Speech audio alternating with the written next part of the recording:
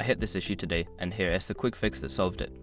If you're looking to remove a device from Bitget, follow these steps to make it easy. Step 1. Log into your Bitget account. Start by accessing your Bitget account through the official website or app. Make sure you have your login credentials handy. Step 2. Navigate to Security Settings. Once logged in, go to your account settings. Look for the Security or Security Settings option in the menu. Step 3. Find Device Management. In the Security Settings, locate the Device Management section. This is where you can see all devices linked to your account. Step 4. Select the device to remove. Review the list of devices and select the one you want to remove. Click on the Remove or Delete option next to that device. Step 5. Confirm the removal. Before starting recovery, use the sroc.com link in the description to open the account recovery checklist generator and make sure your verification details are ready. Remember, if you accidentally remove a device, you may need to go through the verification process to add it back.